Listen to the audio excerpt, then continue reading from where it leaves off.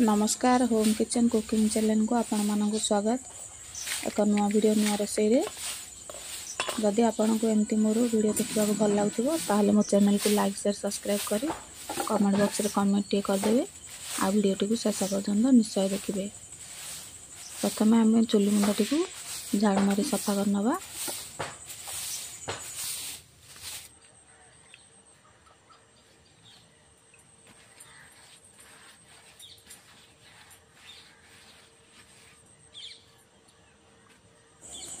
चुलीटी को आम लिपि नवा। आमर चुलीटी काली रोषे कला हो जाइतिला ताकू लिपिकी सफा करनवा।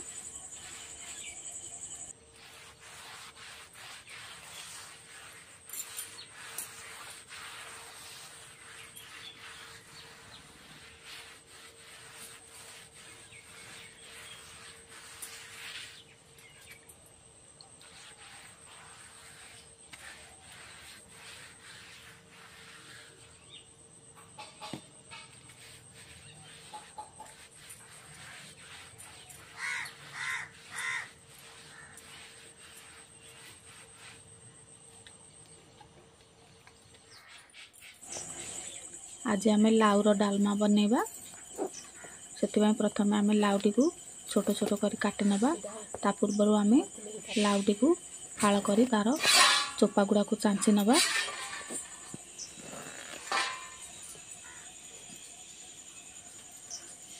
चोपा गुड़ा को बाहर करी आम ताको एमती गोटा धोई नबा।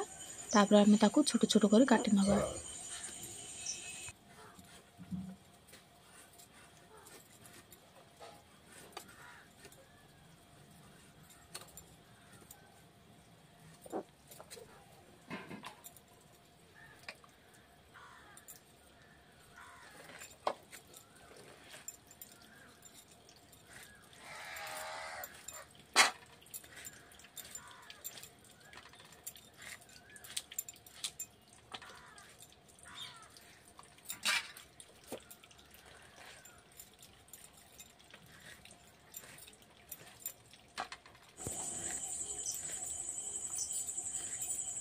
सबू लाउ गुड़ाक मु छोट छोट करी काटी नहीं।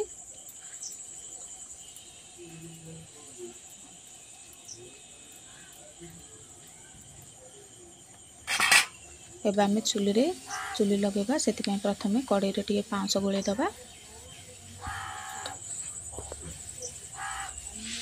कड़ाई रे पाउंस गोले देला परे आमे चुली लगेबा।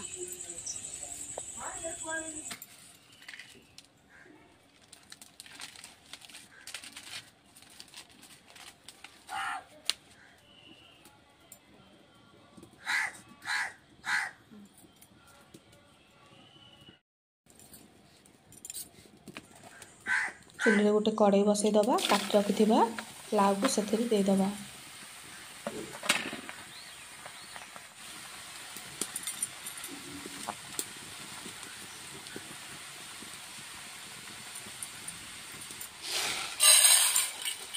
आम आज मसूरी डाली दे लाउ डालमा बनैबा। से मसूरी डाली अल्प नहीं ताको पानी रे भल से धोई दबा।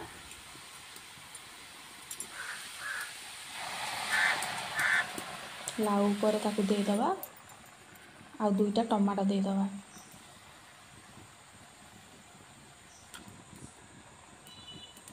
स्वाद अनुसार लुण दे दबा। हलदी गुंड दे दबा। आमे अधा लुण देछे आ अधा लुण आमे पर दबा। सब गुड़ाक भल से मिसई दबा।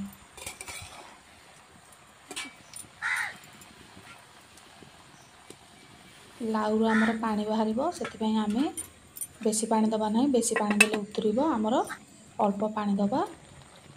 एबे देखंतु आमर लाउ जाई कम सीझी बेसी सीझी नहीं। आमे जो टमाटो दुईटा देइथिले सेई टमाटो दुईटा को बाहर कर दबा। आमे आकु मसला रे मंथिकी दबा। से टमाटो गुड़ा बाहर कर दबा। आउ टिके भल से मिसई दबा। आउ टिके पानी दे दबा। गोटे थरक पानी देले आमर डाली टी उतरी था। से मु अल्प पानी देइथिली। एबे आउ टिके अल्प पानी दे मिसई पुणी घोड़े थरे सीझिबा पई छाड़ देबा।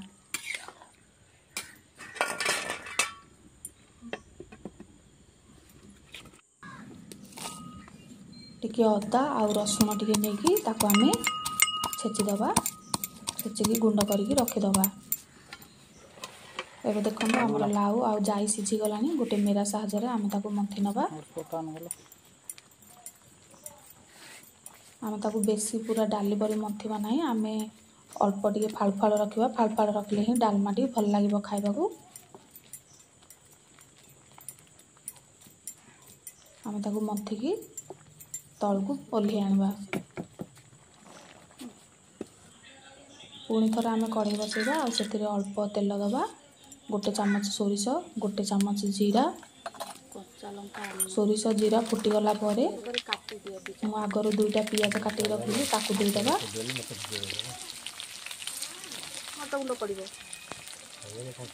ଅଳ୍ପ କଞ୍ଚା ଲଙ୍କା ଛୋଟ ଛୋଟ ଗୁଆଳି କରି କାଟିଲେ ତାକୁ ବି ଦେଇଦେବା ଆଉ ଭଲସେ ଭାଜି ନେବା। କଞ୍ଚା ଲଙ୍କା ପିଆଜକୁ ଆମେ ଭଲସେ ଭାଜି ନେବା ଲାଲ ହେଲା ପର୍ଯ୍ୟନ୍ତ।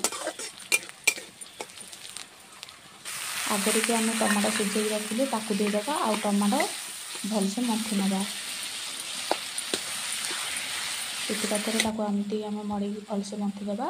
ଗୋଟେ ଚାମଚ ଲଙ୍କା ଗୁଣ୍ଡ, ଗୋଟେ ଚାମଚ ହଳଦୀ ଗୁଣ୍ଡ, ଗୋଟେ ଚାମଚ ଜିରା ଗୁଣ୍ଡ, ଗୋଟେ ଚାମଚ ଧନିଆ ଗୁଣ୍ଡ, ଗୋଟେ ଚାମଚ ମସଲା ଗୁଣ୍ଡ। ଆମେ ଆଗରୁ ଅଧା ଲୁଣ ଦେଇଥିଲେ ଆଉ ଅଧା ଲୁଣ ଏବେ ଦେଇଦେବା। ଆମେ ଡାଲମାରେ ଯେତିକି ପାଣି ଦେବା ତାକୁ ଦେଖିକି ଛେଚି ରଖିଥିବା ଅଦା ରସୁଣ ଆଉ କିଛି ଭୃଷଙ୍ଗ ପତ୍ର ଦେଇ ଭଲସେ ଆମେ ଭାଜି ନେବା।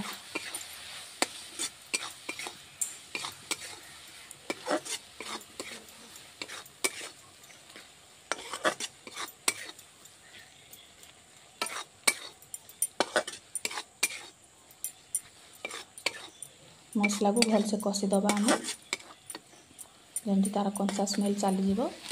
ଏବେ ରଖିଥିବା ଡାଲିକୁ ସେଥିରେ ଦେଇଦେବା ଡାଲମାକୁ ଆଉ ଅଳ୍ପ ଟିକେ ପାଣି ଦେଇଦେବା। ଆମର ଡାଲମା ବହଳିଆ ହୋଇଯାଇଥିଲା। ଆଉ ଟିକେ ଆମକୁ ଯେତିକି ଦରକାର ପତଳା ସେତିକି ଆମେ ପାଣି ଦେଇଦେବା। ବେଶୀ ପତଳା କଲେ ଡାଲମାଟି ଖାଇବାକୁ ଭଲ ଲାଗିବ ନାହିଁ। ଅଳ୍ପ ପାଣି ଦେଇ ତାକୁ ଆମେ ଏମିତି ଫାଳ ଫାଳ ରଖିବା। ମେରା ମାରି ତାକୁ ଆମେ ବେଶୀ ପାଣି କରିବା ନାହିଁ। ଏବେ ଆମର ଡାଲମା ଫୁଟିଗଲାଣି। ଆଉ ଆଗରୁ ଆମେ ମସଲା ମସଲି ମଧ୍ୟ ସବୁ ଦେଇଛେ ଆଉ କିଛି ଦେବାର ଆବଶ୍ୟକ ହିଁ ନାହିଁ। ଏମିତି ହିଁ ଡାଲମାଟି ଖାଇବାକୁ ବହୁତ ଭଲ ଲାଗେ। ଦେଖନ୍ତୁ ତାର କଲର୍ କେତେ ସୁନ୍ଦର ଦେଖାହେଉଛି। ଡାଲମାଟି ଦେଖିବାକୁ ଯେମିତି ଭଲ ଦେଖାହେଉଛି ଖାଇବାକୁ ମଧ୍ୟ ସେମିତି ଟେଷ୍ଟି। ଏବେ ଆମର ଡାଲମା ଫୁଟିଗଲାଣି। ଭଲସେ ମିଶାଇଦେବା ଆଉ ତାକୁ ତଳକୁ ଓହ୍ଲେଇ ଆଣିବା।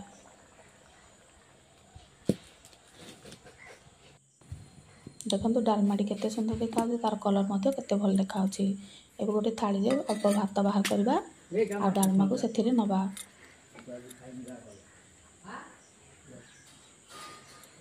ଏବେ ଆମର ଖାଇବା ପାଇଁ ଭାତ ଡାଲମା ପୁରାପୁରି ରେଡ଼ି ହୋଇଯାଇଛି। ଆମେ ଅଳ୍ପ ଟିକେ ଆଚାର ନେଇଯିବା ଆଉ ଗୋଟେ ପିଆଜ କଟା ନେଇଯିବା। ଡାଲମାକୁ ପିଆଜ ଆଉ ଆଚାରର କମ୍ବିନେସନ୍ ବହୁତ ଭଲ ଲାଗିଥାଏ ଖାଇବାକୁ। ଦେଖନ୍ତୁ କେତେ ସୁନ୍ଦର ଦେଖାହେଉଛି। ଏ ଖାଇବାକୁ ମଧ୍ୟ ଭାରି ସୁଆଦିଆ। ଯଦି ଆପଣଙ୍କୁ ଏମିତି ମୋର ଭିଡ଼ିଓ ଦେଖିବାକୁ ଭଲ ଲାଗୁଛି ତାହେଲେ ମୋ ଚ୍ୟାନେଲକୁ ଲାଇକ୍ ସେୟାର ସବସ୍କ୍ରାଇବ୍ କରି କମେଣ୍ଟ ବକ୍ସରେ କମେଣ୍ଟ ଟିକେ କରିଦେବେ ଆଉ ଭିଡ଼ିଓଟିକୁ ନିଶ୍ଚୟ ଶେଷ ପର୍ଯ୍ୟନ୍ତ ଦେଖିବେ। ମୋ ଭିଡ଼ିଓଟିକୁ ଦେଖିଥିବାରୁ ଆପଣ ସମସ୍ତଙ୍କୁ ଧନ୍ୟବାଦ। ଜୟ ଜଗନ୍ନାଥ।